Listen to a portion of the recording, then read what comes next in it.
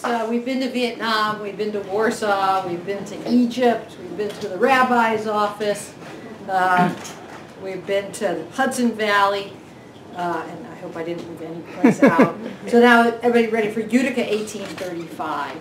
Yeah. This is, the novel right now is called The Comet, though that may change. And it's got an Underground Railroad theme. And what I'm going to read is there's a family that has run away from the plantation that they were living on and appeared in Utica. Only two of them, the third one, the mother and the son, have come to Utica, and the father was captured on the way back. So this is the mother, Amari, thinking back about her first times getting to know Elimus, her missing husband. When Elimus arrived at the slave market, only a few days old, and with a fresh injury on his foot, one that had earned the Barnwells a discount, he joined the other infants in the slave nursery. Since he didn't have a natural mother like the others, he was fed by Abby, who'd birthed a stillborn a few days earlier. Elimus and Amari and the other slave infants of the Barnwell plantation had been swaddled and weaned and potty trained together by pregnant slaves who were too close to their laying-in time for heavy work, along with the elderly and other children who were about 6 to 7 years old.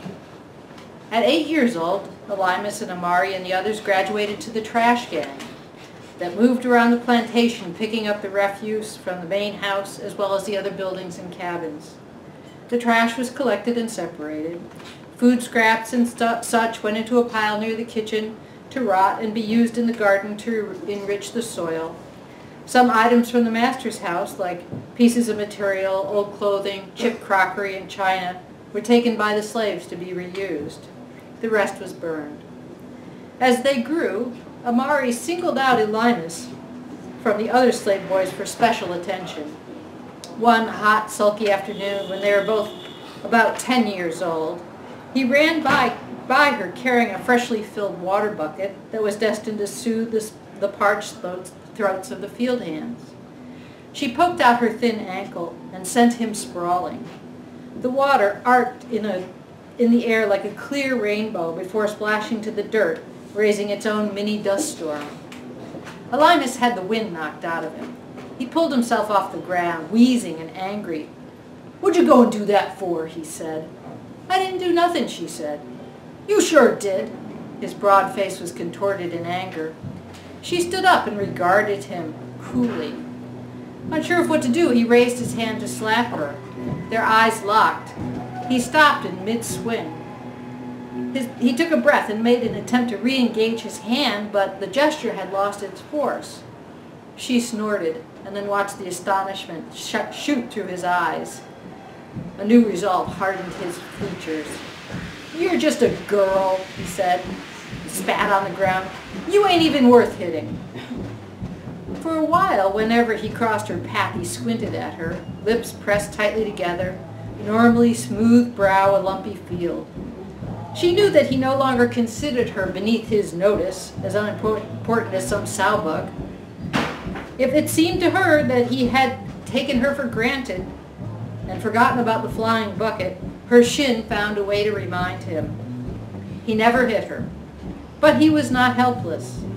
He resorted to pinching her warm, springy skin with a look of glee and twisting it until she yelped in pain and surprise. If there was a bruise on her, no matter what the source, he claimed to have caused it.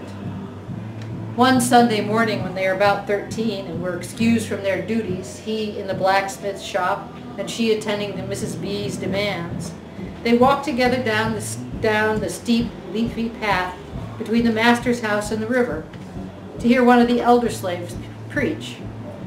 The sun shined through the early morning fog so that they moved in and out of fleeting columns of smoky light. As they neared the shore, the trees thinned and Amari was surrounded by brightness. Elimus noticed a long, dark purple mark that wrapped halfway around her upper arm.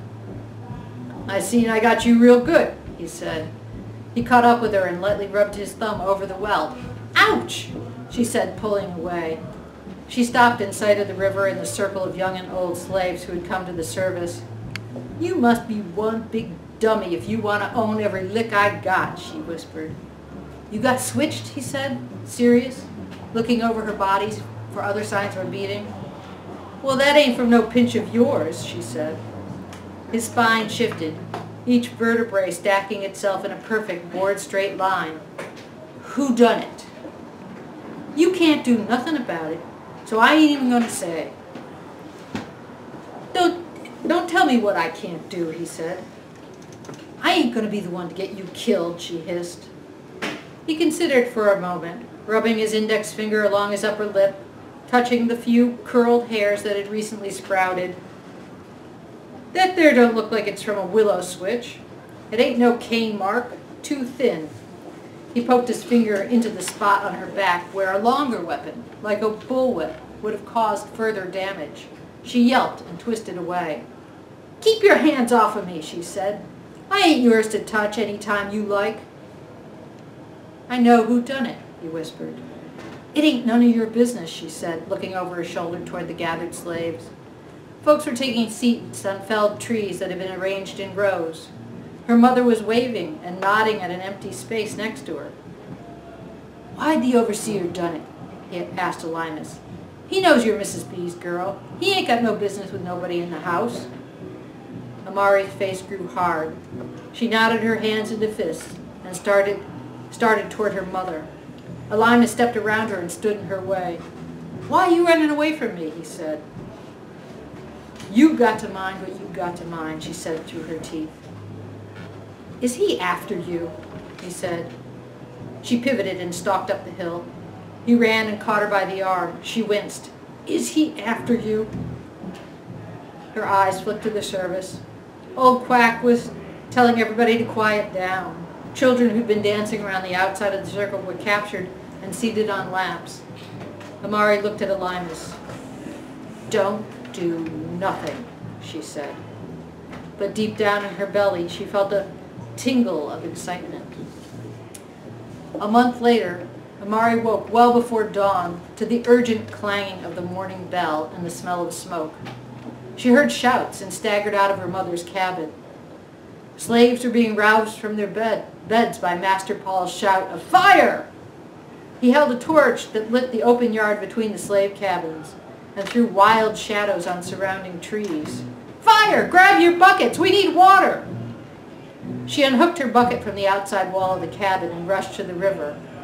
The moon, low and fat in the eastern sky, cast a jittery reflection on the Potomac.